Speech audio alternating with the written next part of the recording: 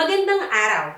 Ako si Casey Francisco ng Pantawid Pamilyang Pilipino Program ng DSWD Field Office Mimaropa. Marami ba kayong katanungan patungkol sa programa? Tara, samahan niyo ako at pag-usapan natin ang mga madalas na katanungan patungkol sa 4Ps. Ang unang katanungan ay ano nga ba ang 4Ps? Ang Pantawid Pamilyang Pilipino Program o 4Ps ay ang nasyonal na estratehiya ng pamahalaan upang tugunan ang patuloy o paulit-ulit na henerasyon ng kahirapan sa ating bansa. Tinatawag ito na Human Capital Investment Program, kung saan ito ay nagbibigay ng conditional cash grant o ayuda para sa pang-edukasyon, pangkalusugan at nutrisyon ng 0 to 18 na bata. Ang ikalawang katanungan ay, paano ba pinipili ang mga miyembro ng 4Ps?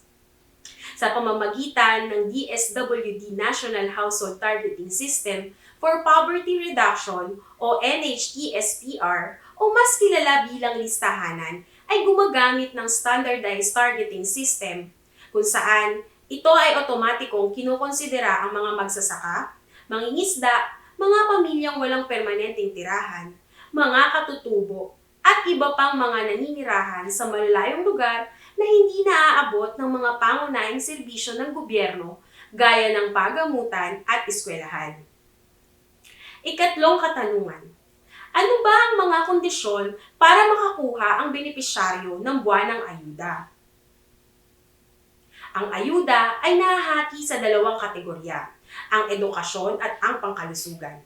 Para sa edukasyon, ang batang edad, 3 hanggang 18 taong gulang, ay dapat naka-enroll sa eskwelahan at maka 85% ng attendance o pagpasok sa eskwela kada buwan. Ang batang edad naman, 6 hanggang 14 na taong gulang, ay dapat tumatanggap at umiinom ng gamot pampurga 2 beses sa isang taon.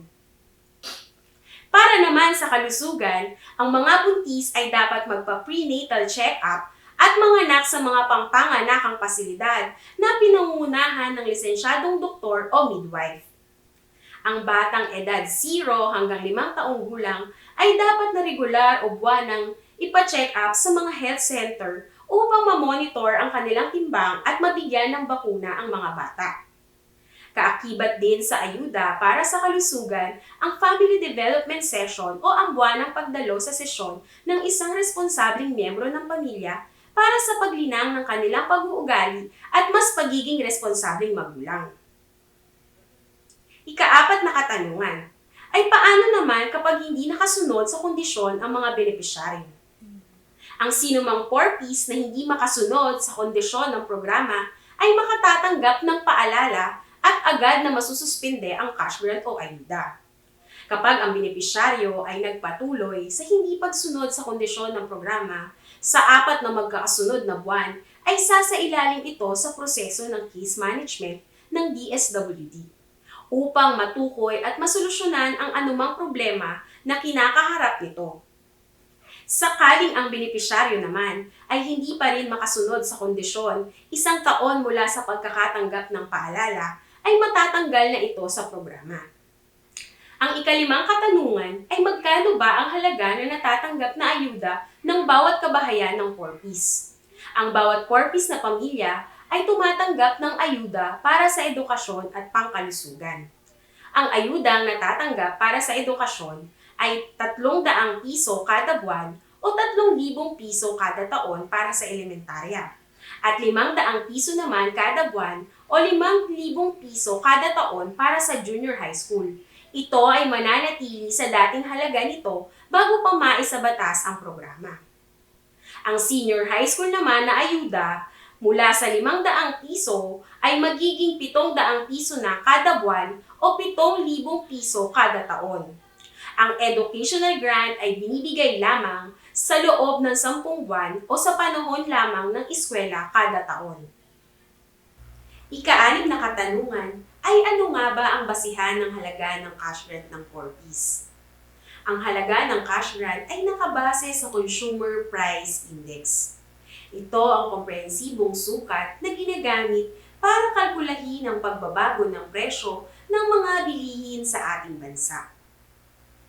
Ikapitong katanungan, maaari ba magbago ang halaga ng ayudang natatanggap para sa edukasyon at pangkalusugan ng mga benepisyaryo? Ano sa palagay niyo? Ang sagot ay oo.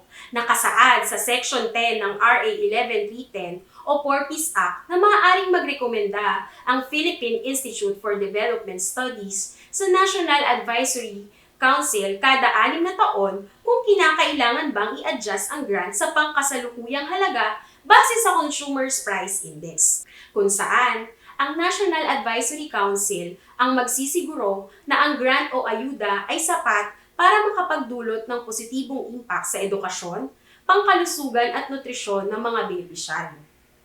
Ikawalo, paano natatanggap ng benepisyaryo ang kanilang mga cash grant o ayuda? Ang DSWD, katuwang ang Land Bank of the Philippines, ay nakikipagtulungan sa iba't ibang accredited government depository banks o nakikipagkontrata sa mga rural banks, thrift banks o cooperative bank at iba pang institusyon na nakikibahagi sa mga remittances ng pera na akreditado ng Bangko Sentral ng Pilipinas. Ika-9 na katanungan, ay paano nga ba iniimplementa ang 4Ps? Upang siguruhin na ang ayuda ay patuloy na makapagbibigay ng tulong at positibong epekto sa pangkalusugan, nutrisyon at edukasyon ng mga benepisyaryo, ang Philippine Institute for Development Studies ay susuriin kada 3 taon ang kawastuhan ng listahan ng mga benepisyaryo at susubaybayan ang pagiging epektibo ng programa sa pangkalusugan at pang-edukasyon ng mga benepisyaryo. Bukod dito, ang implementasyon ng programa ay pinananatiling ma-check sa pamamagitan ng 3 pangunahing sistema. Una ay ang Beneficiary Update System, kung saan ito ang sistema ng programa na nagbabalidate, nagre-record at nag-a-update ng status ng bawat kabahayan. Ito din ang nagmo-monitor at nag-a-adjust ng halaga ng cash grant na matatanggap ng bawat kabahayan. Ang sumunod na sistema ay ang Compliance Verification System. Ito ang sistema ng programa kung saan na-check ang compliance o ang pagsunod ng benepisyaryo sa mga kondisyon ng programa. Ang panghuli o ang pangatlo ay ang Grievance Redress System. Ito ang sistema ng programa na nagtatala at lumulutas sa mga reklamo o anumang katanungan patungkol sa programa. Ika-10 katanungan, ay hanggang kailan nga ba maaaring maging 4Ps ang isang kabahayan? Ayon sa Section 4 ng RA 11310, ang isang kabahayan ay maaari lamang maging miyembro ng 4Ps sa loob ng 7 taon mula sa pagiging epektibo ng RA 11310. 7 taon lamang ang ibinibigay na panahon upang linangin o mapabuti ang edukasyon, kalusugan, at nutrisyon ng isang kabahayan. Ika-11 tanong, maaari nga bang lumampas sa 7 taon ang pagiging 4Ps ng isang kabahayan? Nakasaad sa Section 4 ng RA 11310 na ang National Advisory Council ay maaaring magrekomenda ng mas mahabang pagkabilang ng benepisyaryo sa programa sa pamamagitan ng pagsasagawa ng resolusyon at alituntunin sa ilalim ng mga di pangkaraniwang pangyayari. Ang National Advisory Council sa pangunguna ng DSWD ay binuo upang makatuwang ng ahensya sa pagsasagawa ng iba't ibang resolusyon at alituntunin na makatutulong upang maisaayos lalo ang implementasyon ng programa at upang mapagtulungan din maresolba ang anumang issue patungkol dito. Ika-12 tanong, paano kung wala pang 7 taon ay tumaas na ang antas ng pamumuhay ng mga benepisyaryo? Maaari na ba silang matanggal sa 4Ps? Ano sa palagay niyo? Ang sagot ay oo. Sa pamamagitan ng Grievance Redress System ng programa ay maaaring papirmahin ng municipal link ang benepisyaryo ng waiver o kasulatan na sila ay handa nang umalis sa programa dahil sa sila ay may sustainable na pangkabuhayan at kaya na nilang suportahan ang mga pangunahin nilang pangangailangan sa buhay, partikular ang pagkain, pang-edukasyon, pangkalusugan at nutrisyon. Sakaling ang benepisyaryo ay ayaw pumirma sa waiver, ay sasailalim ito sa validation at case management ng municipal link, kung saan ang mga makakalap na impormasyon at datos ay pagbabasihan ng resolusyon o desisyon kung ang 4Ps na benepisyaryo ba ay dapat pang manatili o maalis na sa programa. ika-13 tanong. Paano naman kung sa ika-7 taon ng benepisyaryo ay nananatili pa rin siyang mahirap o hindi pa naitaas ang antas ng kanyang pamumuhay? Gaya ng natalakay natin kanina, ay nakasaad sa Section 4 ng RA 11310 na ang National Advisory Council ay maaaring magrekomenda ng mas mahabang pagkabilang ng benepisyaryo sa programa sa pamamagitan ng pagsasagawa ng resolusyon at alituntunin sa ilalim ng mga hindi pangkaraniwang pangyayari. Kaya naman, ang ganitong sitwasyon ay depende sa magiging pasya ng National Advisory Council 7 taon mula ngayon. Ang huling katanungan ay ano ang mga ginagawang estratehiya ng ahensya at programa upang masiguro ang pagtaas ng antas ng pamumuhay ng mga benepisyaryo sa loob lamang ng 7 taon. Dahil sa itinalagang 7 taon na hangganan ng benepisyaryo sa programa, ay binuo ng DSWD ang 4P 7-Year Social Case Management Strategy o Kilos-Unlad Framework na naglalayong mapag-igting ang proseso ng case management para sa mga benepisyaryo ng programa. Kaakibat din sa Kilos-Unlad ang Section 19 o Convergence of Programs and Services, kung saan nakasaad sa seksyon na ito na ang mga national government agencies na nag-iimplementa ng mga programa para sa mahihirap ay dapat iprioridad ang 4Ps sa bibigyan ng mga tulong pangkabuhayan at pangkalinangan. Nakasaad din sa Section 13 ng RA 11310 na ang mga 4Ps na benepisyaryo ay prioridad sa DSWD Sustainable Livelihood Program.